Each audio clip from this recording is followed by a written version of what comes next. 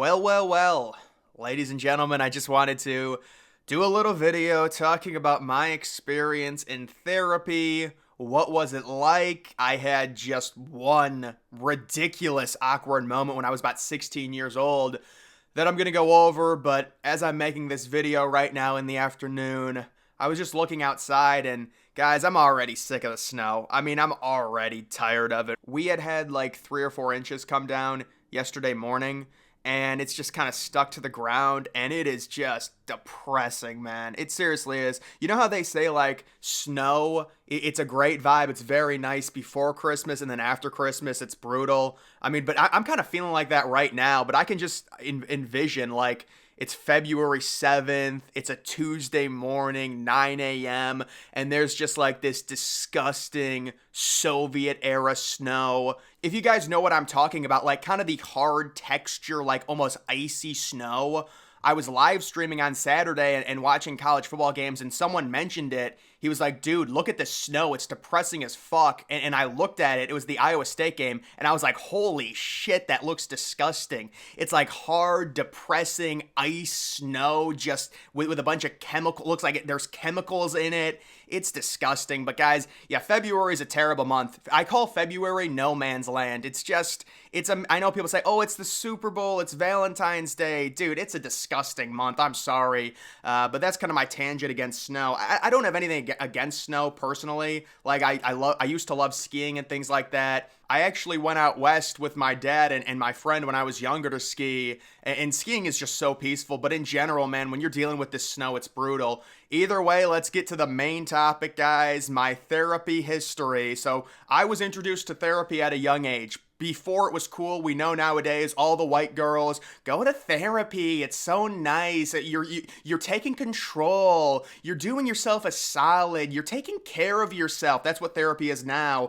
But back in 2013, when I was thrown into it, because my dad CTE'd, and that's another story for another day, but my mom really didn't know what to do. She threw me and my brother into this like group therapy. We hated it. We were 13 and 14, and when it comes to something like that, like we were with a bunch of other kids who also had lost parents, and when you're that young, you just can't really relate. Like, you don't understand how crazy and tragic of an event it is. You're just kind of there sitting dazed, and it didn't help that the other kids were just fucking weirdos. Like, even my brother said they were just weird kids. So we had this like group thing for a year, or I wouldn't even say it was a year. It was like once a week, and we did it for like 4 or 5 months. I definitely remember it being during the winter, and it was 30 minutes away from my house, and it would be after school. So at that point, I believe I would have been in 8th grade. My brother was in 9th grade, and that's where we went. But after that, I think we kind of cooled it on the therapy for like a year. And then I started seeing a guy. So did my brother. My brother ended up stopping, but I started seeing this guy. And he looked like, if you guys know who Clay Travis is, he's like a political commentator now. He was a sports dude with Fox. He looks like a skinnier version of that. And he was just kind of someone I would talk to, like it was a one-on-one therapy thing. And I guess I'll just get right to the most awkward moment. And this is 1000% exactly what happened. There's no way I could lie about this. It's just so ridiculous. So this is probably pretty early into when I was seeing him. And he was a young guy. I'm guessing he was just trying a new technique. But basically what happened is we had our little, 45 or an hour session. I don't know how long it was. I think it was an hour. So like 10 to 15 minutes into it, we were talking about some pretty heavy stuff, whatever. And I don't exactly know what ignited this, but I think I answered a question or something with a one-word answer. And guys, I shit you not, the next 45 minutes, nobody said a word. I'm not lying about that. I swear to the Lord Jesus Christ. And again, I think his technique was to like, try and, make me say something because it was a tough conversation. But I think I responded, and like, I'm a 15-year-old, 16-year-old kid at the time. Brother, like I would figure, okay, you can do your little strategy. We can sit there in silence for a minute or two and let me think about it, but let's move on. You're the adult here, big boy. Move the conversation on. We both sat there in dead silence. It was 30 minutes, guys. This is a core memory. I don't exactly remember what it was about. And by the way, that's probably what I looked like when this happened. I like to add context, like how I looked. That was actually an interesting photo that was taken in Chicago. And I went to Chicago, that was probably like 2016 or something, 2015.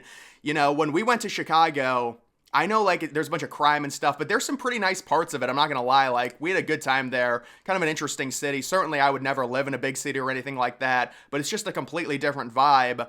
But either way, yeah, guys, that was just a completely awkward moment. It was 35 minutes. It was the Clay Travis wannabe. He's just sitting there looking at me, and it was like he was almost getting teary-eyed. And guys, so this is what happened. This was, I'll just say, he asked me a question. I think I responded with a one-word answer. 45 minutes go by. The next words out of his mouth were, I think that, like something like, I think that's all for today, time's up, or something like, I shit you not. You're going to say, no, there's no way, that's unprofessional. No, that was it. It was 45 minutes of silence, and the next words that came out of his mouth were, I think that's going to be it for today, Patrick. And then the next time I visited, he apologized to me and he said, I'm sorry, that was unprofessional. I don't exactly know what else he said, but I do remember him apologizing. And I probably went to him for about a year, maybe a year and a half. And basically therapy at that age, when you're 16 or 17, you're dealing with, a loss in the family. We're just talking about like sports. We're talking about Call of Duty. It really wasn't helping me. I remember my mom even asking me like, are you even getting anything out of this? Like you're just talking about sports, it feels like, because she would ask me how it went. And I was like, yeah, I don't know. But then I stopped going. And then about 2 or 3 years pass. I got out of high school. So this was 2019, right out of high school.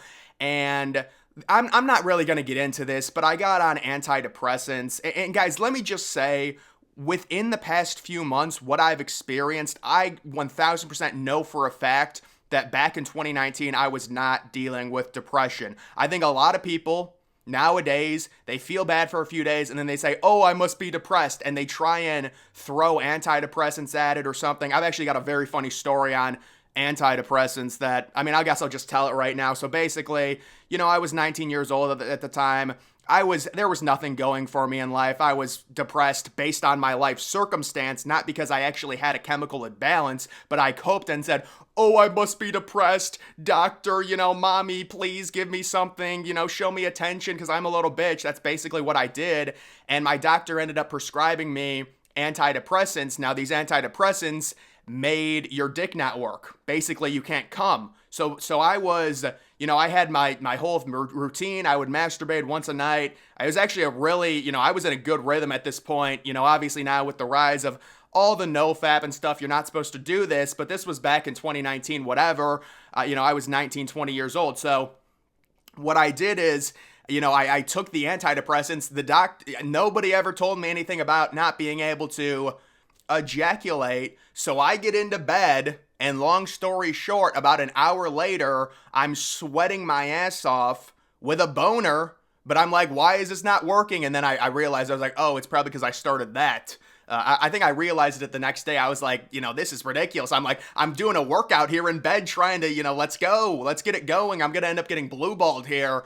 But so in 2019, I started going to a different therapist. It was a young female. She was like 26, 27. And there was no attraction, from me to her. I know a lot of people are like, oh, you're attracted to your therapist. No, it wasn't like that. She was a younger girl, so she's relatable, but it's also a situation where there's not a lot of experience there. But yeah, I was like put on antidepressants. I ended up seeing her for like 2 years, and that ended off not good. I think, I don't even want to get into it. Maybe it'll be another video, but this will get demonetized if I actually get into it. I think I said I wanted to CTE, and it's just all attention-grabbing bullshit. Nobody that actually wants to would say that like that. It's just for attention, at least 9 times out of 10. At least that's what I found. It's pretty much just for attention, and that did not end well. But she was fine. That was like the longest I actually went to therapy. It was like 2019 to 2021, and then since then I haven't gone to any therapy since 2021, since seeing the young therapist female. So that is my kind of history in therapy. Basically 3 different places. The first place, I was just too young. It was a group thing. Then I go see the Clay Travis wannabe. The dude has just a very strange situation. The dude doesn't say a word for 45 minutes, starts getting teary-eyed, and then says, that's it. That's all the time we have. And then the next time I went in, he did apologize. and then the young female, and just kind of my take on therapy overall. I do think it's a cope. It just depends, guys. Like, you going to therapy, the problem is a lot of people that say therapy helps them really aren't depressed. It's a lot of young females who like have a breakup, but a breakup really doesn't make you depressed. It's a completely different thing. Like, the idea of depression and loneliness, in my opinion, is so different than just suffering from one life struggle. And a lot of these girls, they just want someone to talk to. They just want to start talking to someone and gossiping. And obviously a therapist, that's their job. They have great social skills. They can, enforce points for people. They can make people feel better about themselves. It's not that I have anything against therapy, but if you're actually depressed, like my dad went to so many of those groups and it did nothing for him at all. If you are actually depressed, the idea that going to talk to a therapist or even a group is going to really change anything, it's really not, because you still go home to your same life. A lot of these situations are your life circumstances is making you depressed. Going to therapy is not changing those circumstances. I'm not saying therapy can't help you, but in my experience, me just talking, I guess if you're antisocial and you just want to talk to someone, it's good to vent, it's good to get stuff out, but like the connotation of it, like, oh, you're improving yourself by going, I really think it's a case-by-case situation. Some people, it doesn't help at all because it's more of a life circumstance thing. Even if you go to therapy, you're still going home to your same life every single week, and that's why it's so tough for some people. So that's just my experience with therapy kind of as a young person.